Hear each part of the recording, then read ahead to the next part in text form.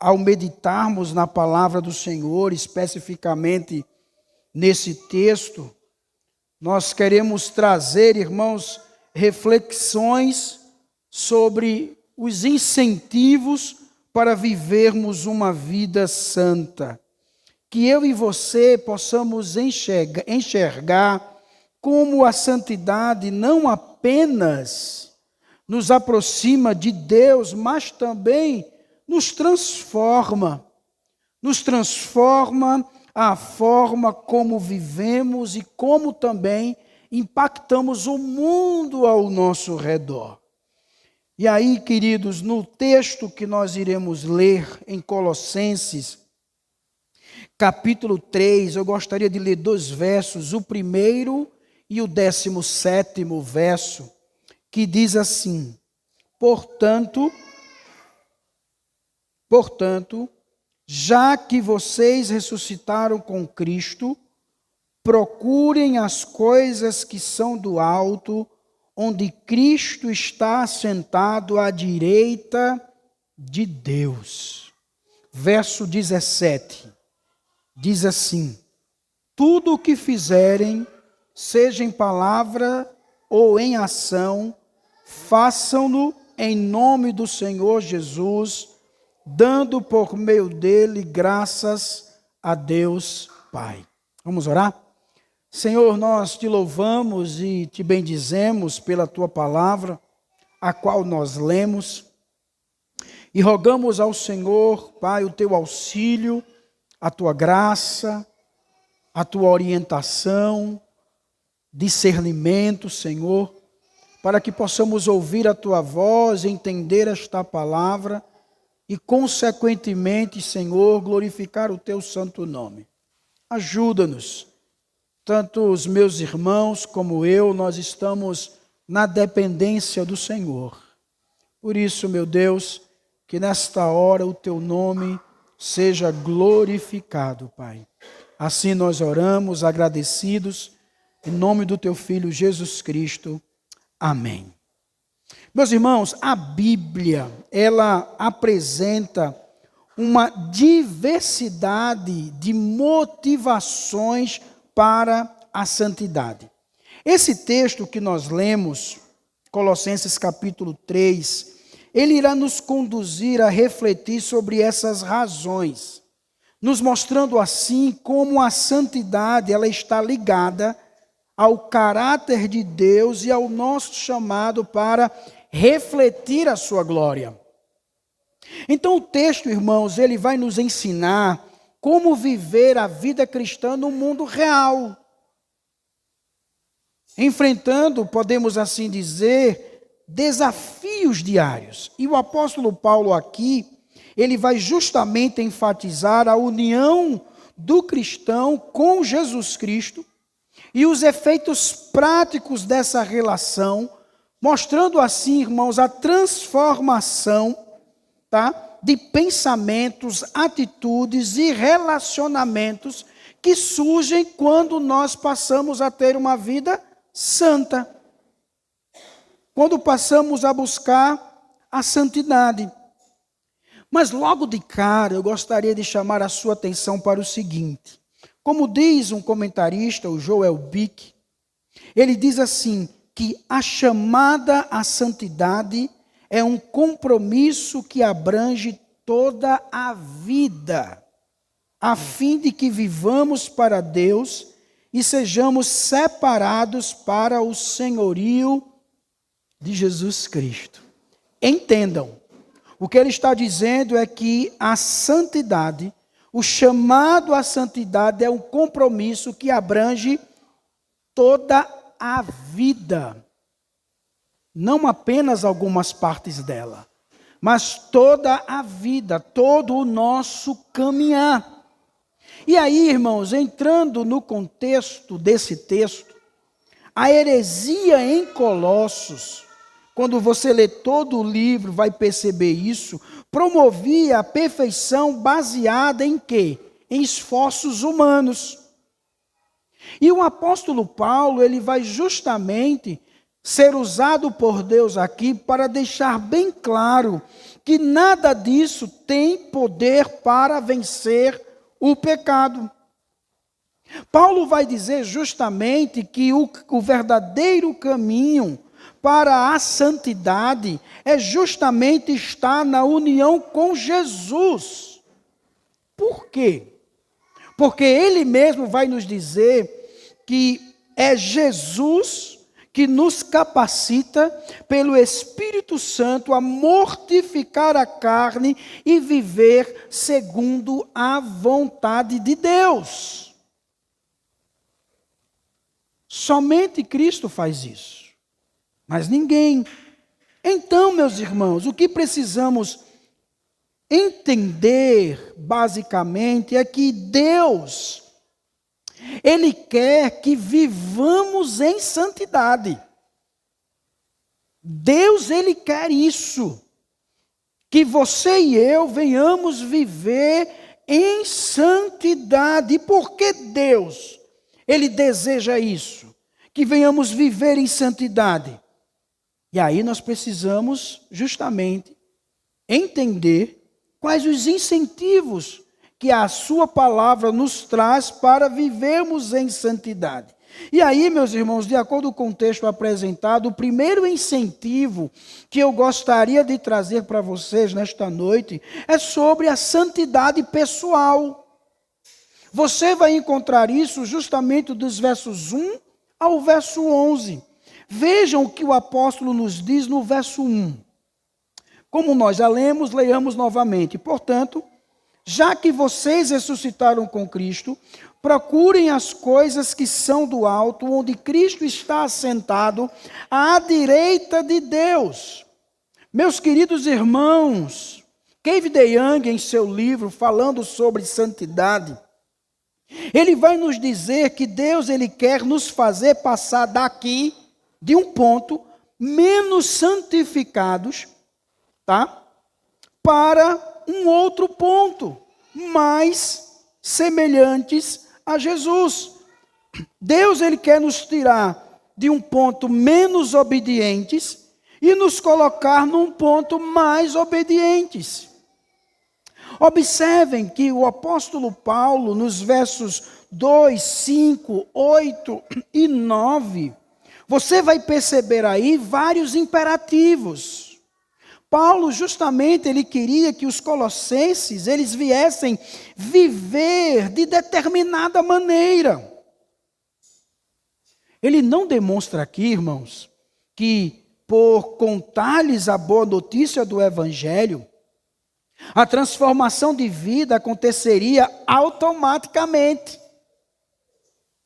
Paulo, ele passa a dizer como a vida cristã deve ser a partir daí. Olha o que diz os versos 2, 5, 8 e 9. Volte-se para a sua Bíblia. Mantenham, verso 2, mantenham o pensamento nas coisas do alto e não nas coisas terrenas. Verso 5, assim façam morrer tudo o que pertence à natureza terrena de vocês. E aí Paulo traz uma lista do que devemos matar, que deve morrer. Ele vai nos dizer o que aí? Imoralidade sexual, impureza, paixão, desejos maus e a ganância, que é idolatria. Vá lá para o verso 8. Mas agora, novamente ele, abandonem todas essas coisas. Novamente ele vai trazer uma lista do que devemos abandonar. E aí ele diz: ira, indignação, maldade, maledicência e linguagem indecente no falar. E ele continua no verso 9: não mintam uns aos outros, visto que vocês já se despiram de quê? Do velho homem com suas práticas e se revestiram do novo, o qual está sendo renovado em conhecimento à imagem do seu Criador. Olha aí os imperativos que Paulo está trazendo. Olha o que Paulo está nos dizendo, como deve ser a vida cristã. Nós devemos morrer tudo o que pertence à natureza terrena. Nós devemos abandonar todas essas coisas a qual Ele nos trouxe aqui. Amados, Deus quer que eu e você venhamos viver de uma determinada maneira. Que maneira é essa? A maneira que Ele nos traz em Sua palavra. É isso que Deus quer. Ele quer que eu e você venhamos crescer de forma progressiva na santidade, que já temos de forma posicional em Jesus. Todos nós aqui, posicionalmente, em Cristo, já somos santos. Em Cristo já somos santos. Por quê?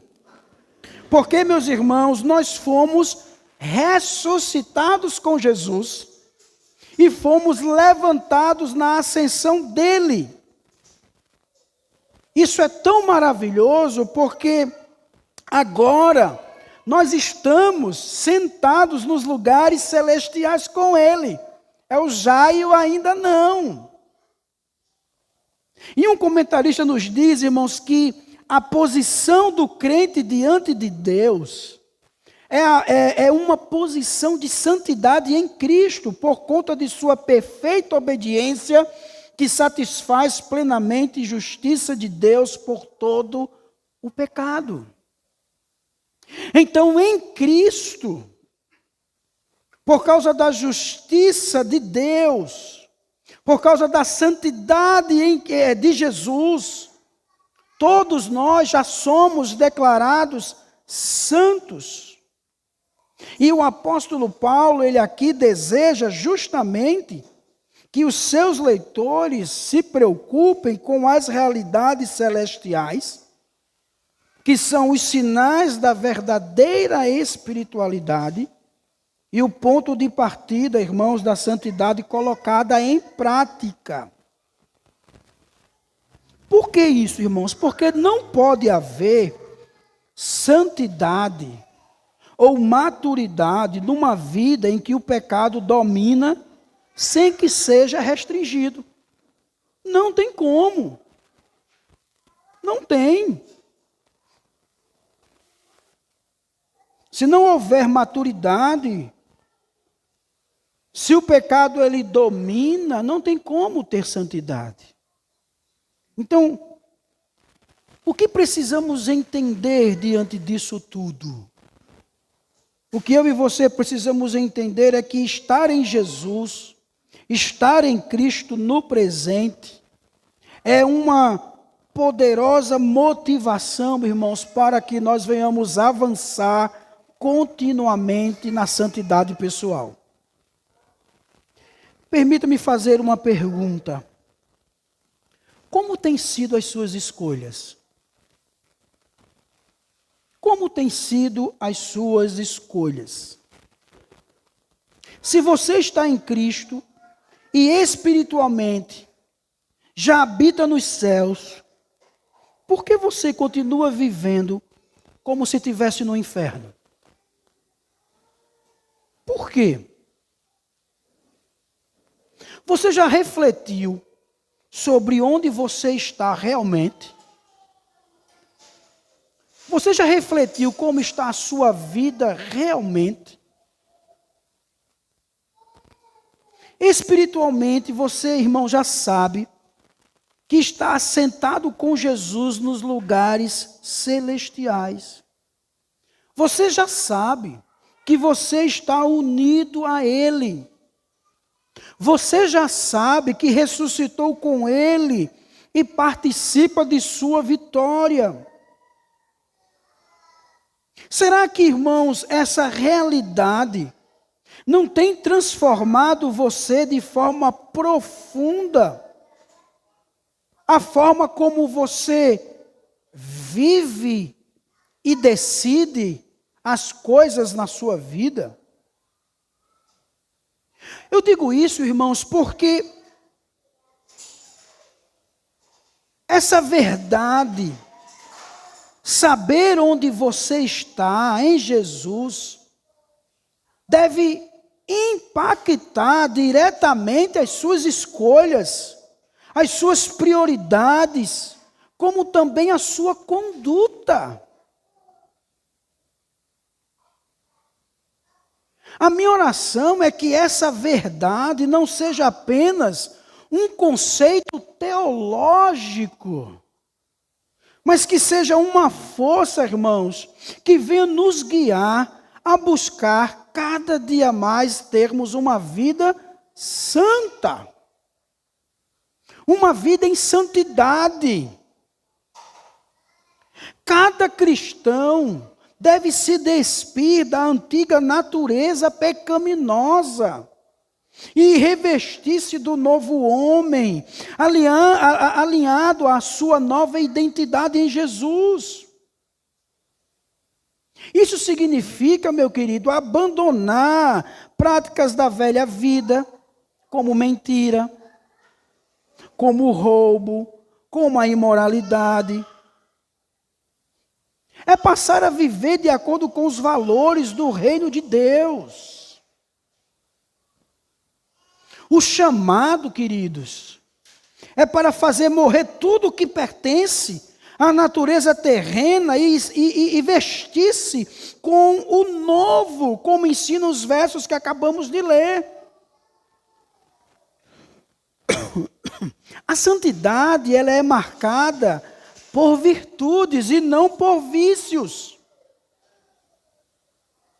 A Bíblia, meus irmãos, ela apresenta uma lista de pecados que caracterizam os ímpios. Todos vocês já conhecem.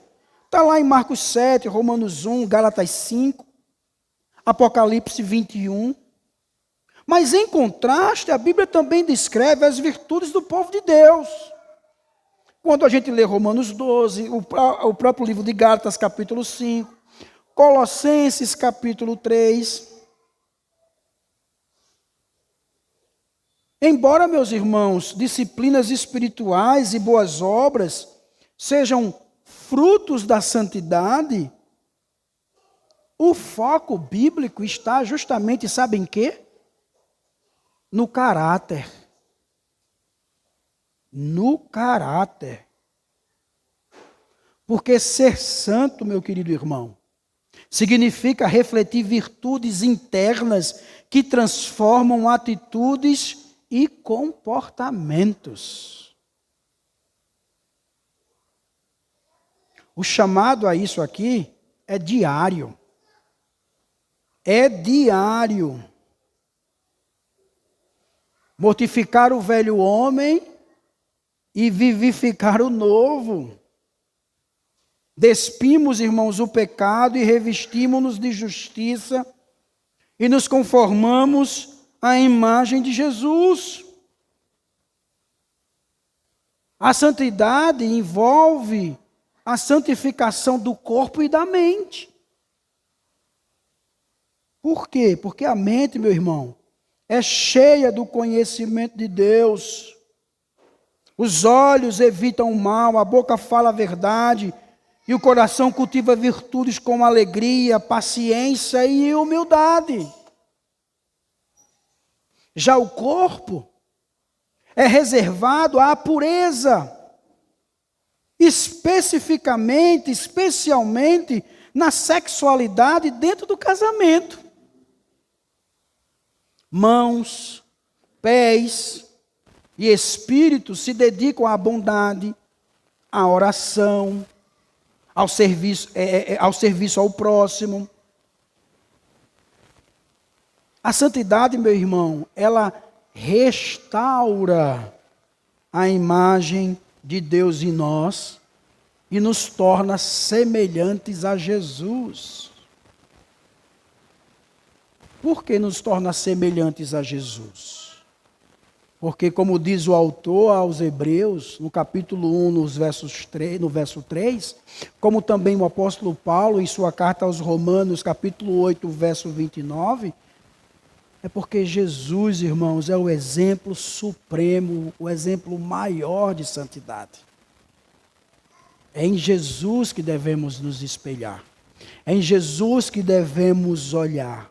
Porque é Jesus, irmãos, que nos ensina com a sua vida o que significa ser verdadeiramente santo. Sede santo, disse ele, porque eu sou santo. Então, meu amado irmãos, o primeiro incentivo a vivermos uma vida em santidade é justamente olharmos para a nossa vida pessoal. Olhar para a nossa conduta, para a nossa caminhada, como é que nós estamos vivendo, o que estamos pensando, o que estamos fazendo, o que estamos falando. É olhar para nós. O segundo incentivo se dá justamente na santidade na igreja. Vejam o que Paulo fala dos versos 12 ao 17. No verso 12 é dito o seguinte, olha o que Paulo vai dizer. Portanto, como povo escolhido de Deus, vejam aí, povo escolhido de Deus, santo e amado, revistam-se de profunda compaixão, bondade, humildade, mansidão e paciência. Basicamente, o que está sendo nos ensinado aqui, é justamente que nós devemos tolerar uns aos outros, amar uns aos outros, manter a unidade uns com os outros. Deus, meus queridos, quer que venhamos saber que somos quem somos, como também que vivamos como tal. Vocês sabiam que os melhores treinadores sabem motivar seus jogadores? Mesmo quando eles precisam de correção? Ele pode chamar assim o jogador de lado e dizer, olha, eu o escolhi para esse time. Eu escolhi você. Você é tão bom quanto qualquer um dos outros. Nós precisamos de você no jogo. Mas o treinador diz assim, olha, mas você precisa escutar. Você tem de prestar mais atenção no jogo. Você tem que prestar atenção no jogo. Isso me faz lembrar um testemunho de um jogador, Diego do Flamengo. Ele mesmo disse isso, que ele ficava muito no banco e um grande treinador, Jorge Jesus, chegava para ele e dizia, olha, presta atenção no jogo que você vai entrar. Presta atenção. Irmãos, Deus está fazendo isso através do apóstolo Paulo. Ele gentilmente nos chama de lado para nos apontar a direção certa. Os irmãos de Colossos estavam se apegando às boas obras, pensando que tudo isso traria uma santidade na vida deles. E Paulo está chamando eles e dizendo, olha, a direção é essa. Veja o que Paulo diz nos versos 13 ao 15. Suportem-se uns aos outros e perdoem as queixas que tiverem uns contra os outros. Perdoem como o Senhor lhes perdoou. Fomos perdoados, por isso devemos perdoar. Acima de tudo, porém, revistam-se do amor, que é o elo perfeito. Somos amados, assim devemos amar. Que a paz de Cristo seja o juiz em seu coração, visto que vocês foram chamados para viver em paz, como membros de um só corpo, e sejam agradecidos. Ora, irmãos, nós somos um só corpo. Logo, nós devemos viver em paz uns com os outros. Você não vai esbofetear a própria face? Vai? Você não vai chutar as suas próprias pernas? Você não calunia os outros membros do corpo de Cristo? Um comentarista nos diz que Deus, irmãos, Ele fala a verdade em nós para que possamos viver de acordo com a nossa verdadeira identidade dada por Ele.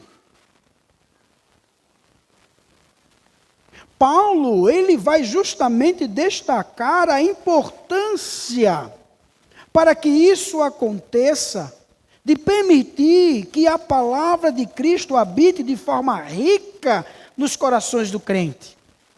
Paulo vai dizer no verso 16, que a palavra de Cristo habite ricamente em vocês, ensinando e aconselhando-se mutuamente com toda sabedoria e cantando salmos, hinos e cânticos espirituais com gratidão a Deus em seu coração. Irmãos, essa habitação da palavra de Cristo deve ser profunda e abundante, influenciando todas as áreas da nossa vida. Quando a palavra de Cristo, ela permeia a comunidade, ela resulta em ensino e admoestações mútuos com sabedoria. É isso que Paulo está trazendo. Que esta palavra de Cristo venha habitar ricamente na vida dos irmãos, ao ponto de que dentro da comunidade haja ensino e aconselhamento. Que é por meio do ensino e por meio do aconselhamento que esta palavra do Senhor irá habitar na comunidade. Então, irmãos, Paulo ele vai concluir essa sessão no verso 17, dizendo: tudo o que fizerem, seja em palavras ou em ação, façam em nome do Senhor Jesus, dando por meio dele graças a Deus Pai. Ou seja, fazer todas essas coisas que Paulo está orientando, em nome do Senhor Jesus, significa justamente invocar o nome dele e buscar dele a direção e forças necessárias para essas tarefas. É isso que Paulo está falando aqui, meus irmãos. Então, vejam, nesse segundo incentivo da santidade, será que nós temos enxergado as várias motivações que vêm de uma dúzia de ângulos diferentes? Eu explico. Deus, irmãos, não apenas diz, aqui está uma lista e faça isso. Não, Deus não está dizendo isso. O que Deus está dizendo, irmãos, é deixe-me dar-lhes as razões para obedecer. Quais as razões para obedecer? São essas. Mas aí você pode estar se perguntando, pastor, nunca eu poderei ser assim. É muita teologia, não dá para mim. Viver dessa forma não tem como. Eu não sou Paulo. Eu não sou Paulo. Eu convido, irmãos, você justamente a dar uma olhada e pensar de uma maneira mais atenta em Colossenses 3, porque Paulo diz o que eles eram, o que são e o que serão. Meu irmão, você morreu. Você morreu. Você foi ressuscitado. Você não é mais o seu antigo eu. Nós precisamos lembrar as pessoas o que elas são. Nós precisamos lembrar o que fomos e o que agora somos. Qual é a realidade agora? A realidade agora é que eu e você estamos no céu. Somos outra criação, estamos em Jesus, somos um corpo, igreja. Por isso que eu e você devemos lembrar constantemente que a ira de Deus está vindo, que Cristo está vindo, uma manifestação gloriosa está vindo, a herança está vindo. Por isso que eu e você devemos colocar na nossa mente o que éramos, o que somos, o que seremos. Deus, irmãos, Ele está usando tudo isso, trazendo à memória, lembrando tudo isso, justamente para incentivar o seu povo a ter uma vida em santificação, uma vida santa. É preciso que eu e você venhamos entender que na prática devemos viver com determinadas normas e regras. Não tem como. O fato de Paulo ter ensinado que a lei foi cravada na cruz, não significa, meu irmão, que o cristão não tenha lei.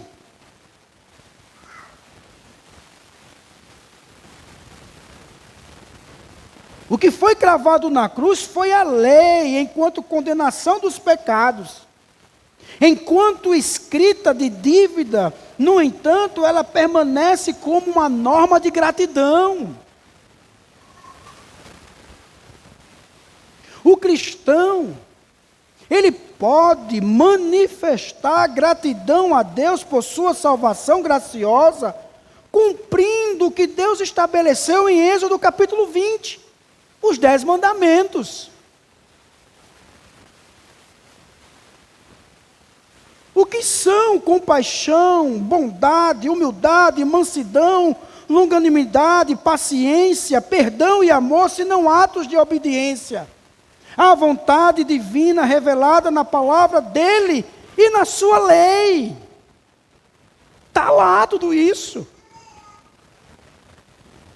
O cristão, ele está debaixo da lei, não para a justificação, não para ser salvo, não como caminho para Deus, mas como norma de gratidão. Nunca esqueçam mais disso. Nós estamos debaixo da lei como norma de gratidão por aquilo que Deus fez por nós. Deu para entender? Uma outra lição que podemos tirar, irmãos, sobre esse incentivo da santidade na igreja, é que a união da igreja com Cristo é a única base de onde provém o poder necessário para que todos nós venhamos vencer a natureza pecaminosa e passarmos a viver uma vida mais santificada. Essa santidade na igreja, ela é vista quando passarmos a buscar também a comunhão com os outros cristãos. Foi falado aqui, antes da oração pastoral. Nós sabemos que a igreja é o corpo de Cristo. E não há como termos comunhão com Cristo sem termos comunhão com os nossos irmãos cristãos. Não tem como. Olha o que diz 1 João capítulo 1, verso 3. Nós lhes proclamamos o que vimos e ouvimos, para que vocês também tenham comunhão conosco. Nossa comunhão é com o Pai e com o seu Filho Jesus Cristo. Comunhão, irmãos, nesse corpo, igreja de cristãos, é comunhão com Deus e, consequentemente, um progresso na santidade. Os que forem sérios em andar em santidade com Cristo, serão diligentes, irmãos, em partilhar da comunhão com outros cristãos. Permitir também que a palavra de Cristo venha habitar ricamente em nosso coração é um processo contínuo que envolve meditação diária nas Escrituras. Porque isso vai transformar os nossos pensamentos, as nossas atitudes, as nossas ações. Isso vai passar a guiar nossas decisões em todas as áreas da vida, como o trabalho, como nos relacionamentos, e tudo isso, irmãos, com sabedoria divina. A vida cristã, meu querido, é vivida em comunhão. Em comunhão. E a exortação mútua contribui para uma igreja saudável, onde a palavra de Deus, ela fortalece os relacionamentos e a fé, refletida também em nossa prática de louvor e gratidão. Por isso, meu amado, viver a santidade na igreja significa agir em todas as áreas da vida em nome do Senhor Jesus. Por isso que inclui tarefas diárias, como, por exemplo, cuidar dos filhos, trabalhar, ir a um supermercado, dirigir. É sempre, irmãos, alinhando as nossas ações com o caráter e os desejos de Jesus. Porque quando eu e você passarmos a adotar essa postura, a nossa vida de santidade se torna mais consistente e profunda, refletindo melhor o que Cristo é e o que Ele deseja à sua igreja, ao seu povo. O primeiro incentivo, meu irmão, é olharmos para a nossa vida pessoal.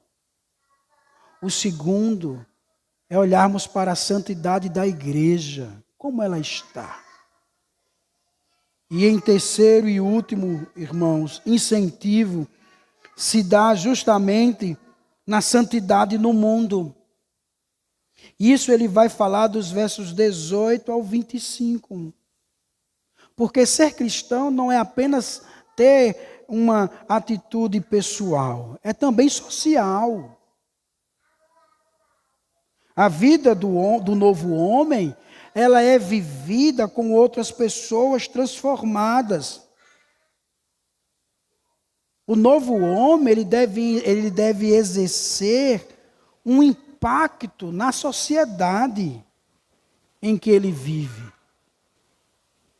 Em nenhum lugar, irmãos, o aspecto social do novo homem deve ser mais evidente, sabe aonde?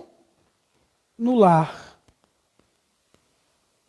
Que é a instituição social única e mais importante do mundo. Por isso que Paulo, falando sobre santidade, sobre o viver santo, ele vai justamente trazer isso. Vejam o que ele diz nos versos 18 ao 21. Mulheres, sujeitem-se cada uma a seu marido, como convém, a quem está no Senhor. Maridos, ame cada uma a sua mulher e não a tratem com amargura. Filhos, obedeçam a seus pais em tudo, por isso agrada ao Senhor. Pais, não irrite seus filhos, para que eles não desanimem. É muito difícil, meu irmão, aceitar que um cristão possa exercer algum efeito positivo na sociedade se ele não consegue transformar o seu próprio lar. É impossível. É difícil entender. Basicamente, o que Paulo está trazendo aqui é justamente os dois principais relacionamentos nos lares antigos. O do marido com a esposa e dos pais com os filhos. Mas o interessante é que Paulo não para por aí.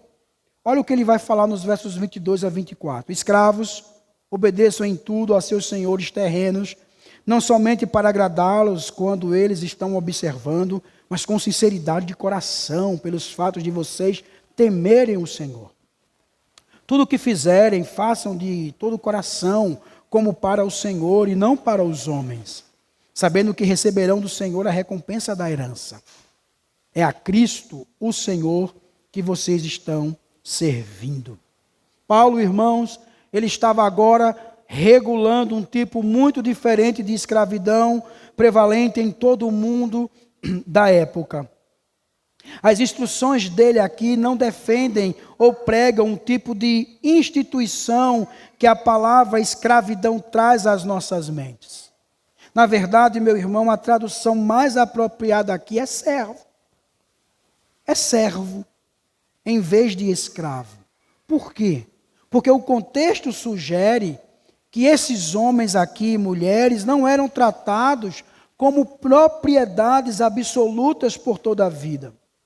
Mas seja qual for a situação, o que Paulo está aqui trazendo, tentando resolver uma instituição cultural que não mostrava sinais de acabar. E não estava agradando ao Senhor. E aí, meus irmãos, diante disso, o que poderíamos falar aqui? Quais as aplicações poderíamos trazer para as nossas vidas aqui? Já foi dito que Deus quer que vivamos em santidade. E que isso envolve uma santidade pessoal, na igreja e agora no mundo. O cristão genuíno, ele é constituído, meu irmão, tanto pela doutrina como pela maneira santa de viver. Como tem sido então a sua caminhada na sociedade? Especificamente no seu lar. Como tem sido você lá? No seu lar. Como tem sido o seu comportamento? Lembram que eu falei? É muito difícil aceitar que um cristão possa exercer algum efeito positivo na sociedade se ele não consegue transformar seu próprio lar. É difícil aceitar isso. Há muitas razões para as esposas obedecerem a este mandamento, por exemplo. As esposas, elas não devem ranger os dentes, né? Engolir em seco, ou se submeter com o coração amargurado.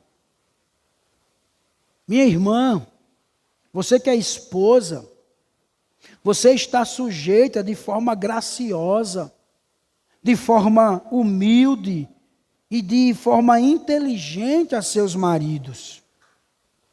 Eu queria que vocês percebessem uma coisa, é que o marido não força a submissão.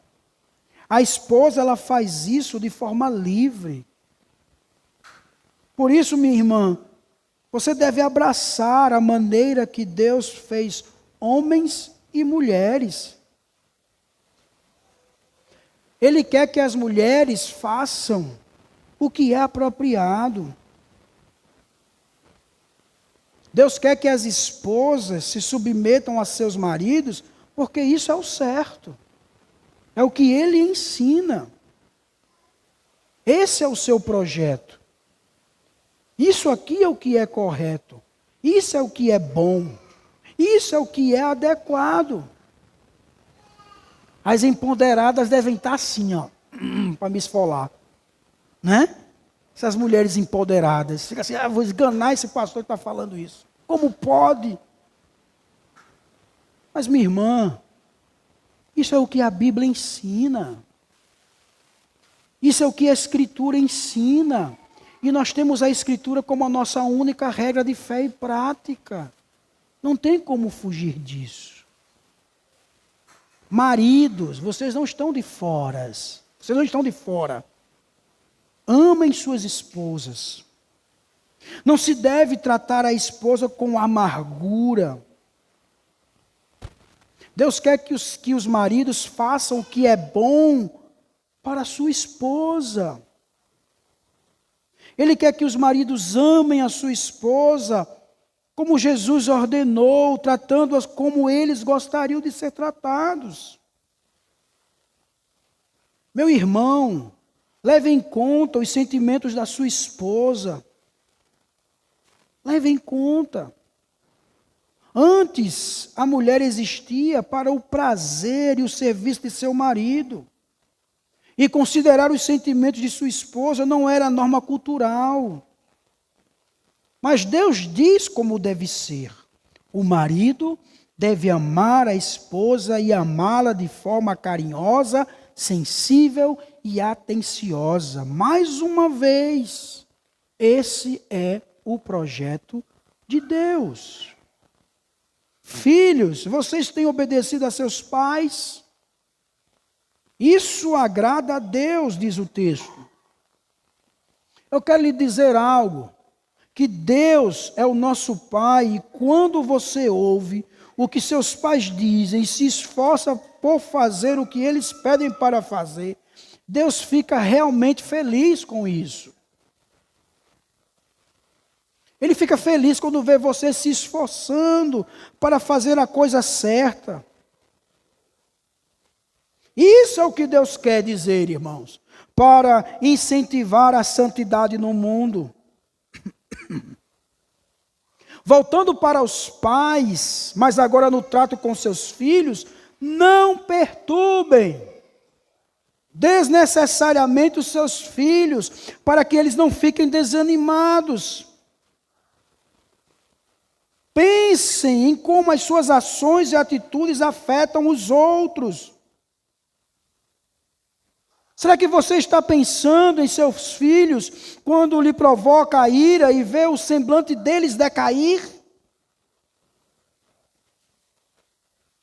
Será que você está pensando em sua esposa quando age como uma pessoa muito dura e grosseira?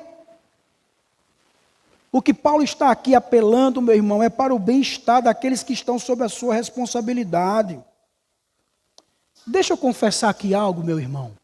É que eu já caí do lado errado desse mandamento. É até vergonhoso dizer que me deixei dominar, irmãos, rapidamente pela raiva, perder a compostura, a paciência. Quantas vezes, meu irmão, eu tentei dobrar a vontade dos meus filhos e acabei esmagando o espírito deles? Várias vezes. Mas Deus não quer que sejamos assim. Deus não quer que sejamos pais assim. Ele quer que nós, pais, pensem antes de se irar. O menino fez algo assim diferente, desobedeceu, antes de se irar, vamos pensar, vamos refletir.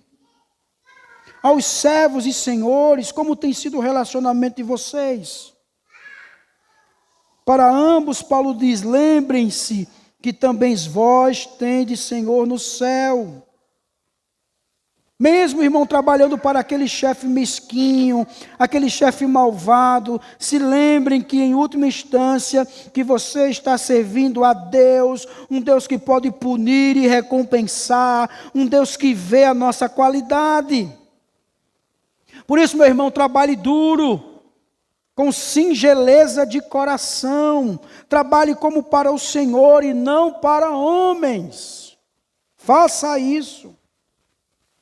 Você que é responsável por outras pessoas, que exerce algum tipo de autoridade sobre elas, você que exerce algum tipo de chefia, saiba de uma coisa, você pode pensar que é o tal, mas eu quero lhe lembrar que há um muito maior lá em cima do que você. Muito maior. E você é responsável diante dele. Logo, trate os seus liderados, os seus funcionários, os seus colaboradores, os seus colegas, os seus estagiários com justiça e de forma justa. Deus, irmãos, não é justo conosco? Então devemos ser justos com os outros.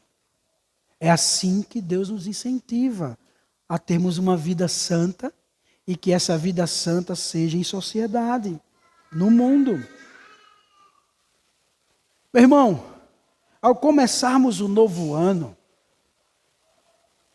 eu quero que você lembre que além dos planos e metas, a busca por santidade deve ser central em sua vida. A santidade não é algo distante, lembrem-se, mas é um convite diário de Deus para que venhamos viver, ou para que você viva de acordo com a sua vontade. Se eu e você passarmos a fazer tudo em nome de Jesus, nossa vida será transformada, nossa comunidade será edificada, a nossa influência no mundo será impactada. Por isso, meu irmão, que neste ano, ao definir suas metas, a santidade seja o propósito central de tudo o que você venha fazer. Que você viva para agradar a Deus. e que a santidade em sua vida venha impactar os outros ao seu redor. Deus, irmãos, Ele planejou a nossa vida. Ele planejou a nossa santidade. E é Ele quem supre os recursos necessários para concretizá-la. A minha oração é que a sua vida, a minha vida, seja uma vida santificada. Que eu e você venhamos lembrar que Cristo é tudo. E que existe uma corrida em direção à santidade. E que o preço dessa santidade exige prioridade, cálculo e utilidade. Eu não sei, mas se há aqui alguém que ainda não conhece a Jesus como seu Senhor e Salvador, eu convido você para que você hoje possa abrir seu coração para Ele. Porque a santidade começa com um encontro pessoal com Jesus. Porque é Ele que nos purifica, é Ele que nos transforma, é Ele que nos chama a viver para a sua glória. Não importa como você venha estar, não importa o que você tenha feito, Jesus, Ele vem, lhe encontra, oferece perdão, graça e nova vida. Meus irmãos, que todos nós possamos viver o ano de 2025, uma vida santa, uma vida diária buscando santidade. Que Deus nos abençoe, meus irmãos, e que Deus nos ajude e tenha misericórdia de nós. Amém.